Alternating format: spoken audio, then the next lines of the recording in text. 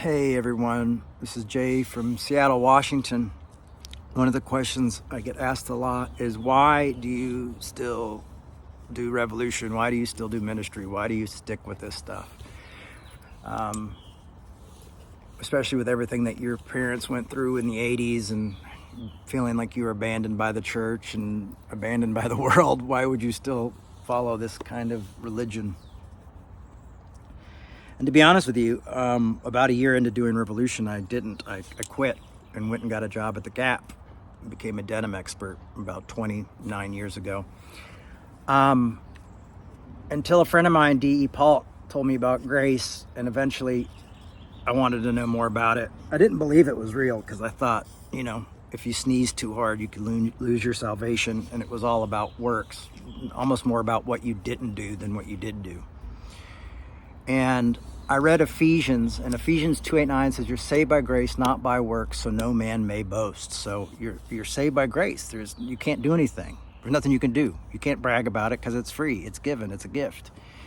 And that blew my mind. And then I read Galatians, and then, end of story right there. And over the years, that concept of grace has evolved more and more in my life. And originally it was almost like a weapon for me to go back to the church and say, where were you? Where was the restoration? Where was the reunion? Where was the love for my family?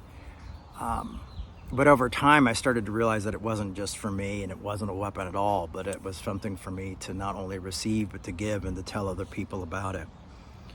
And over the years, I've seen so many people's lives change just because they were caught up in legalism or hateful stuff and receive grace. So that's why I stuck around, and I want to continue to encourage people to do grace, and that's the work I'm trying to do. It's really wild because people used to always be like, too much grace, and now I feel like I'm in the world and I'm facing that again, but in a different way. Like, you can't tell me I have to love those people. You can't tell me I have to show grace towards those people. I'm not saying you have to like them, but grace and love should be a thing, especially if you're a Christian. I just read this thing where, this reporter admitted that he was wrong about some things, and all these people were just like, that's too late, blah, blah, blah. So it's not just Christians, it's the whole world is angry. And rightfully so in a lot of ways. I understand a lot of fear, a lot of stuff like this, and so all of a sudden grace and love and compassion get moved to the back door. But that's never been that way for me. Grace has always been at the forefront, and it will continue to be at the forefront. I was listening to a Sinead O'Connor song, and she wrote this song called Black Boys on Mopeds, and it's really a beautiful song. And she says, "These are dangerous days. Say what you feel is to make your own grave." And it feels like that. It feels like the world we live in, you can't even talk about what moves you anymore, or talk about grace without other people pushing back. One of the things that she says after that lyric is from John 15:1. It says, "If you belong to the world would love you as its own, but because you do not belong to the world, but I have chosen you out of the world, therefore the world hates you." And I used to think that was a scripture about, because, we're Christians now and we're judgmental and we're legalistic, but it's not about that. It's about the world's going to hate you if you love everybody. If you love other people's enemies, it's not going to be popular. If you're actually inclusive, most people don't like that. I think that's one of the reasons why Dr. King was so unpopular before his assassination, is because he continued to be more and more and more inclusive of all people.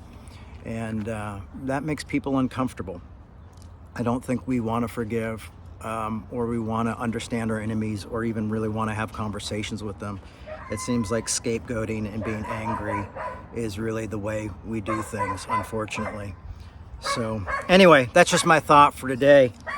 And I hope more people will speak up, more people will live in grace, more people will show grace. And thanks for listening. And to the dog, shout out to the dog in the neighborhood for ruining this video. Bye-bye.